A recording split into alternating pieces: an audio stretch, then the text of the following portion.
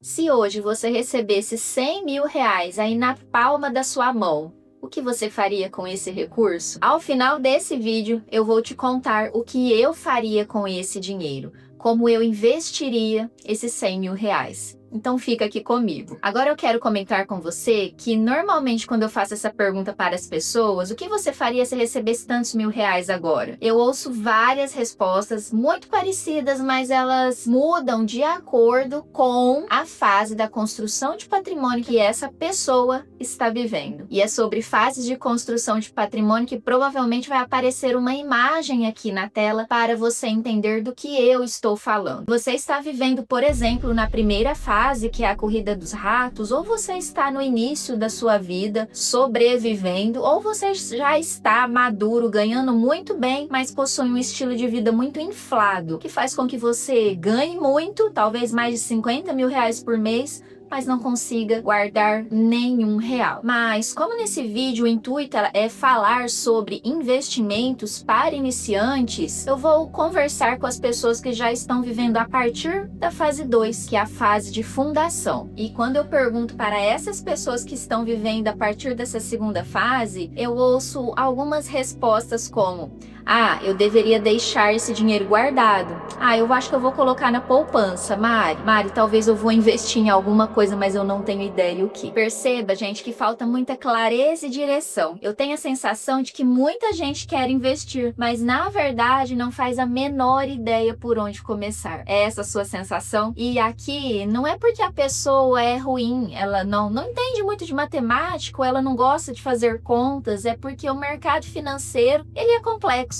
E ele confunde a gente. Além das siglas complicadas, CDB, LCA, LCI, etc., a gente precisa fazer muito bem a gestão de risco, entender de volatilidade de economia, entender de gestão de ativos, montar portfólio e por aí vai. É muita coisa. Então hoje eu quero fazer algo diferente. Porque eu não quero chover no molhado, trazer mais do mesmo, principalmente quando se trata de investimentos para iniciantes. Quanto conteúdo tem aqui em relação a isso? Eu quero trazer o lado dos investimentos que vai te trazer uma base, que vai te trazer segurança, que vai fazer você melhorar a sua consciência para começar do jeito certo e não errar como eu errei lá atrás. E para quem segue o meu canal, tem bastante conteúdo para quem está começando, mas talvez esse vídeo ele vai ser um dos últimos com esse objetivo de investimentos para iniciantes. Eu trabalho no meu dia a dia com quem já está naquela terceira etapa da imagem que apareceu lá no início, que é a etapa da multiplicação. Então ali eu consigo trazer algo mais avançado, análises mais avançadas, e é isso que eu vou fazer daqui para frente. Então vem comigo, aproveita muito esse vídeo aqui, que ele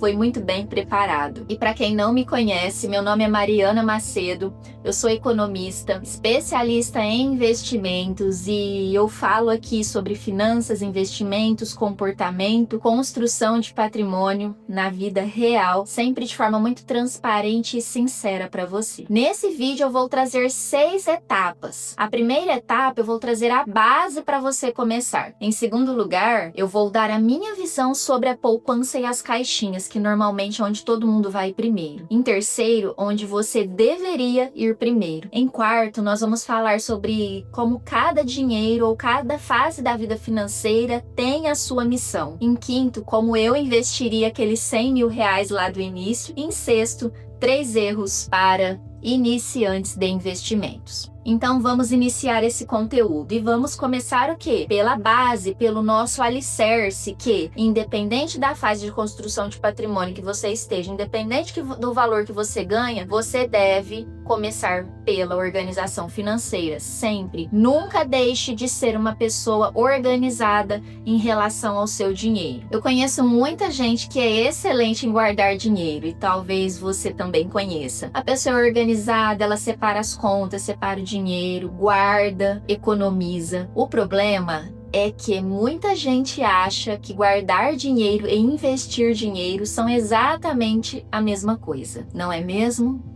Gente, mas não é. Pensa comigo numa coisa, se hoje eu pegar R$100 e colocar numa gaveta, daqui 5 anos, ainda vão ser R$100? Talvez não. E a pergunta que fica aqui é, esses R$100, eles vão continuar comprando as mesmas coisas que compram hoje? Claro que não, né, gente? E aqui a gente vai entender um pouquinho sobre inflação e poder de compra. Então, guardar não é sinônimo de investir. E aqui tem essa variável do poder de compra da inflação que afeta a nossa vida no dia a dia. E eu sei que o que eu estou trazendo aqui é algo muito básico, mas esse básico, ele precisa ser dito. Tem pessoas guardando dinheiro ainda em casa. E se você me perguntasse qual a principal ferramenta de organização que você precisaria seguir, eu diria que é o fluxo de caixa. Comece por ele. Tenha um, acompanhe ele. Torne esse fluxo um hábito financeiro na sua vida. Ter e acompanhar o fluxo de caixa é extremamente importante. Segunda parte do vídeo. Aqui eu vou dar a minha visão sobre a poupança e as caixinhas. A poupança, ela é muito utilizada ainda pelas gerações mais antigas. As gerações mais novas, elas já preferem as caixinhas. Então, quando eu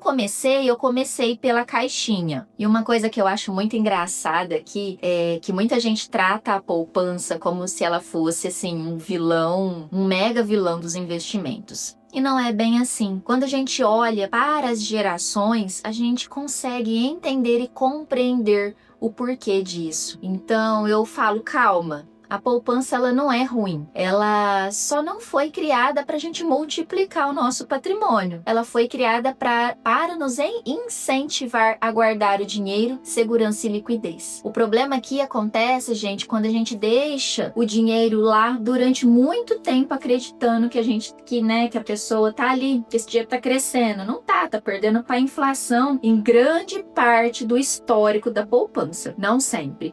Eu já fiz vídeo e já mostrei aqui essa relação da poupança com a inflação. E trazendo uma experiência minha, eu nunca tive o hábito, quando eu comecei, de colocar na poupança. Quando eu comecei, já existiam esses bancos digitais, já existiam as caixinhas, e lá eu comecei a colocar. Então, meu dinheiro começou já rendendo lá pelo menos seus 100% do CDI, que são as famosas ali, caixinhas de Nubank, Inter e por aí vai. Mas eu percebo algo interessante aqui nos meus clientes, e principalmente pessoas aí com mais de 50 anos, né? A poupança representa para elas a segurança. É um lugar conhecido, é onde essas pessoas, elas guardavam dinheiro ali durante muito tempo, guardaram dinheiro durante muito tempo ali nesse produto. O erro aqui é acreditar que o dinheiro na poupança, ele vai construir a aposentadoria, ele vai multiplicar e ajudar a essa pessoa a ter ali um montante suficiente para alcançar determinado objetivo. E eu quero falar agora sobre algo que muita gente não comenta. Antes de pensar em ganhar mais dinheiro e investir, existe uma etapa muito importante, e essa etapa é a terceira, que eu vou falar agora. A primeira coisa que você deveria fazer ao investir é chover no molhado, gente. É a reserva. Por que a reserva? Se eu pudesse voltar no tempo e dar um conselho aqui para Mariana que vos fala, se ela estivesse começando a investir, eu diria o seguinte: monte uma reserva financeira primeiro.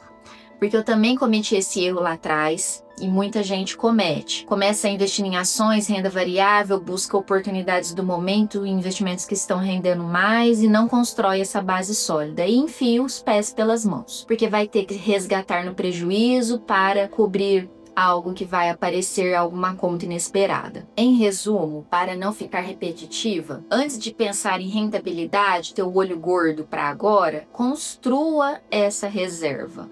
Pense no amanhã. Ela existe justamente para te dar tranquilidade, liberdade, paz e fazer com que você tome melhores decisões financeiras. Agora nós vamos para a parte 4 desse vídeo, que é entender como é importante definir o bendito dos seus objetivos. Ter clareza sobre o que você quer para a sua vida. Mari, mas por que você vai entrar nessa questão dos objetivos? Porque é a partir dos seus objetivos de vida que você vai montar a sua carteira. Os objetivos, ele é um pilar, pelo menos que eu analiso, de uma série de pilares antes de montar a carteira de investimentos de um cliente. Então, ter a clareza dos seus objetivos é algo muito importante. E isso mudou a forma como eu comecei a enxergar os meus investimentos. Ficou muito mais fluido. Eu me ajudou, na verdade, no meu autocontrole para fazer os aportes mensais. Então, é super importante que você tenha essa clareza. Isso vai te ajudar no seu autocontrole e na disciplina ali mensal para você conseguir acumular e fazer esses aportes na sua carteira. E para fechar essa etapa, eu gosto de dizer o seguinte: não existe investimento perfeito, existe investimento adequado a cada objetivo de vida. Quando você entende aonde aquele dinheiro vai, fica muito mais fácil a gente escolher onde ele deve ficar, por quanto tempo. E para cumprir com o dever, eu já me ajeitei aqui na cadeira, já estou preparada para te passar uma parte que talvez você não entenda absolutamente nada, mas que é super importante. Lembre-se, nós aprendemos por repetição. Então eu vou tentar traduzir a parte técnica aqui rapidamente. Vamos então entender aonde você pode colocar o seu dinheiro para multiplicar. Para quem você pode emprestar o seu dinheiro? São 3 os pilares principais. Você pode emprestar para o governo, para os bancos e para empresas. Vamos falar em questão de risco. De menor risco para maior risco. Menor risco, governo. Banco, intermediário. Empresas, maior risco. Vamos agora entender um pouquinho quais são os tipos de investimentos, aquele monte de sigla, aonde ele se enquadra dentro desses 3. Quando nós falamos em investimentos, você emprestar o seu dinheiro para o governo, nós estamos falando de você investir no Tesouro Direto. O Tesouro Direto, ele vai te propiciar, vai te oferecer 3 tipos: o Tesouro Selic, o Tesouro Pré-fixado e o Tesouro Inflação, com diferentes vencimentos. Não vou entrar tanto no detalhe aqui, mas tem vídeo aqui no canal bem mais detalhado. E qualquer dúvida, deixe um comentário. Em segundo lugar, agora nós vamos falar sobre os bancos. Então, os bancos, eles precisam de dinheiro emprestado, então eles vão emitir o CDB, o LCA, o LCI. Tem também o LCD. O LCD é emitido somente pelo BNDES, o Banco Nacional de Desenvolvimento. Então, os bancos, eles podem emitir esses títulos e você pode emprestar o seu dinheiro. Nesse caso, você vai ver o seu dinheiro crescer, que é o que a gente chama de marcação na curva. No caso do governo, os títulos do governo, eles possuem marcação a mercado. O que isso impacta? Impacta na sua carteira, impacta na volatilidade da sua carteira. Você não vai ver o seu dinheiro somente crescer, você vai ver você vai acompanhar a oscilação.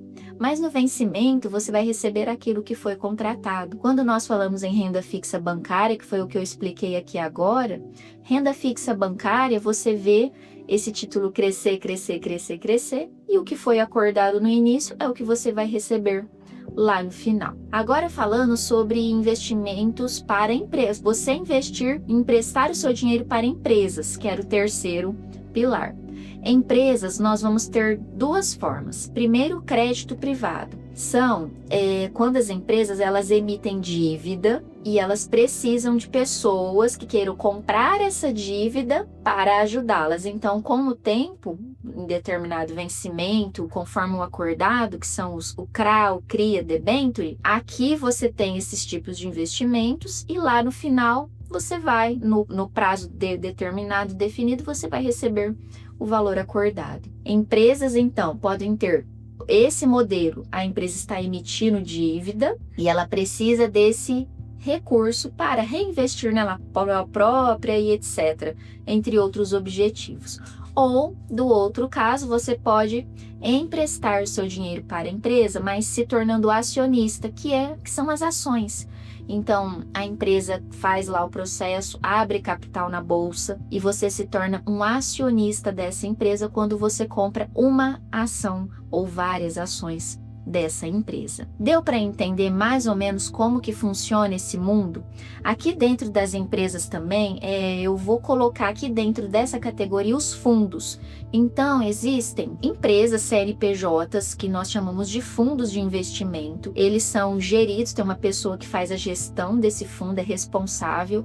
e cada fundo possui uma estratégia. Então, eu vou tratar esse fundo como um CNPJ e aí você pode investir o seu dinheiro através de fundos. Então, tem fundos atrelados à renda fixa, tem fundos multimercado, tem fundos alavancados, fundos de renda variável e por aí vai. Se eu fosse você, eu pegava papel e caneta, porque nós chegamos à quinta etapa e agora eu vou falar como eu investiria os 100 mil reais se eu estivesse começando agora nesse mundo dos investimentos. Vem comigo. Esse recurso, gente, primeiramente você tem que pensar se a sua estratégia vai ser de crescimento ou de renda mensal. No meu caso, eu optei pela estratégia de crescimento, afinal eu estou começando, eu não vou querer tirar a renda desse recurso. Eu vou querer que ele cresça cada vez mais e futuramente, sei lá quando, aí eu comece talvez tirar alguma renda dele. Perfeito? Então, defina se a estratégia para os seus investimentos é crescimento ou renda. Em segundo lugar, defina o seu perfil de investidor. Eu não vou entrar no detalhe aqui porque tem uns 2 ou 3 vídeos bem detalhados sobre isso. Eu vou considerar aqui como sendo uma investidora com perfil moderado. E o terceiro passo é fazer a distribuição desses 100 mil reais nas diferentes estratégias, considerando esse perfil moderado, considerando uma estratégia de crescimento. Primeira etapa, reserva. 6 meses, pega o seu custo de vida, multiplica por 6. Por que 6? No meu caso, eu sou autônoma, profissional liberal, então eu sempre tenho pelo menos 6 meses o meu custo de vida, vamos considerar 10 mil reais aqui para facilitar o entendimento e a conta. 60 mil reais vai ficar aplicado em liquidez. Ativos que, se eu precisar do dinheiro hoje, eu consigo resgatar hoje e ele vai estar disponível para que eu utilize. Os outros 30 mil reais eu vou investir em renda fixa. 20 mil em renda fixa bancária distribuída entre pós, pré e inflação. O pós nós já temos porque a reserva está aplicada no CDI, que é o pós-fixado, mas ela tem liquidez imediata. Nesse caso aqui, desses 20 mil, uma parte dele eu vou pegar e eu vou investir com um pouquinho mais de prazo, então eu vou conseguir uma taxa melhor. Nos outros casos, vão ser títulos bancários para esses 20 mil reais, e eu vou optar por pré-fixado e inflação com vencimento ali no máximo de 2 anos aqui no Brasil. Aí tá faltando 10 mil reais ainda dentro desses 30 mil reais que é renda fixa. 10 mil reais eu vou destinar para o Tesouro Direto na estratégia de pré-fixado e inflação, com uma composição ali talvez de alguns vencimentos mais curtos ou mais longos. Quanto mais longo, existe uma estratégia, mas eu não vou entrar aqui para não complicar. Então, 60 mil reais reserva, 30 mil reais renda fixa, distribuídos em 20 mil renda fixa bancária, 10 mil Tesouro Direto. Sobra 10 mil reais. Esses 10 mil reais eles vão para renda variável. Bolsa brasileira, bolsa americana. Um pouquinho deles, 2 mil reais para alternativos. O que eu enquadro como uma estratégia de investimentos alternativas? Por exemplo, ouro, criptomoedas entra aqui também. Então, essa é a composição de uma carteira. É o que eu faria se eu tivesse agora aqui esses 100 mil reais, é como eu investiria nesse momento. Observação muito importante: nada de fundo imobiliário se você tem uma estratégia de crescimento. Fundo imobiliário eu utilizo como uma estratégia de renda. Então, não optei nesse caso, nessa alocação de 100 mil, por nenhum fundo imobiliário, por esse motivo que eu acabei de te falar. Eu quero saber como que você alocaria esses 100 mil reais. Deixa aqui nos comentários. Não tem certo ou errado, ok? Agora nós vamos para os finalmente do vídeo, para não ficar cansativo. Eu vou comentar agora 3 principais erros que eu considero para quem está iniciando e não somente para quem está iniciando. É um erro comum do investidor leigo, que eu chamo, né? Porque no meu caso eu atuo e trabalho com isso 24 horas por dia. Então eu já deixei de cometer esses erros. Mas falando aqui como investidor iniciante, quando eu ainda não tinha essa expertise que eu tenho hoje, Com certeza eu cometi esses erros lá atrás. Vamos lá. O primeiro deles é o seguinte, é quando você investe porque alguém te falou. O amigo, parente e por aí vai. Ele vai sempre te contar a história bonita, né? De quanto ele ganhou. Mas os tropeços que ele tomou, ele não vai te contar, não. Então, nada de seguir orientação de investimento de amigo, parente, por aí vai. O segundo é muito importante. É o noticiário, gente. O noticiário, ele não tá aqui para te informar, não, tá? Ele tá aqui para te confundir. Então, por favor, não tome decisão de investimento baseado no que você está lendo lá. E o terceiro, esse você não vai ter nem ideia do que eu vou te falar agora, mas o terceiro é quando você investe agindo pela sua emoção. Então, você é o seu próprio erro ali. No caso, quando você está investindo, tomando alguma decisão de investimento de compra ou venda, baseado ou estar sendo ali influenciado pelas suas emoções. Então, esse é o pior. Por isso que hoje existe um campo que estuda justamente o comportamento financeiro e como a gente deixa esse nosso lado emocional agir no nosso dia a dia, né? Ele que tá tomando a decisão ali. Dificilmente a gente consegue acionar o nosso lado racional para trazer consciência e para não deixar a gente fazer, desculpa a palavra, mas fazer cagada. E para embasar isso que eu te falei, eu vou deixar um gráfico, vai aparecer aqui na tela em algum lugar. E ele mostra... foi um estudo feito por uma corretora, ele mostra justamente que o investidor, ele muda de perfil de investidor nos piores momentos. Gente, não existe mudar de perfil de investidor. Você tem um perfil, você tem que levar esse perfil para médio e longo prazo. Não adianta seguir modinha, não adianta seguir noticiário, não adianta agir na emoção porque veio uma pandemia e aconteceu isso ou aquilo. Vamos agora para os finalmente desse vídeo. Se você está até esse momento aqui comigo, eu te agradeço imensamente. Bora lá fechar esse vídeo com chave de ouro. Se você esquecer tudo que eu falei nesse vídeo, você lembra pelo menos disso que eu vou comentar agora. Você não precisa começar sabendo tudo. Ninguém começa sabendo, gente. A gente aprende no meio do caminho. E às vezes a gente passa anos sem tomar algum passo, sem agir, por não estar pronto, não estar no momento perfeito. Esperar esse momento perfeito não existe, ok? E esse momento ele nunca vai chegar, então comece hoje. Comece com o que você sabe, com o que você entende, peça ajuda para as pessoas que você entende que estão aí do seu lado, que tem um mínimo de conhecimento para, no nosso caso, ou no meu caso aqui, que estou falando para você sobre investimentos, pode ali te dar uma mínima orientação correta sobre como investir. Então, comece pequeno, entenda o básico, aprenda aos poucos, porque patrimônio normalmente ele não nasce gigante, né, gente? A gente constrói isso. Ele nasce com pequenas decisões ali feitas da forma correta. Eu espero muito ter te ajudado a entender melhor quais seriam esses primeiros passos para você que está começando a investir. E se você gostou desse vídeo, gostou do conteúdo, deixe aqui o seu like, se inscreva no canal, é aquilo que você já sabe, maravilha. E comente. Eu deixei várias oportunidades de você comentar e se eu pedir isso é porque eu vou responder e eu quero ajudar quem quer ser ajudado. E eu te espero no próximo vídeo.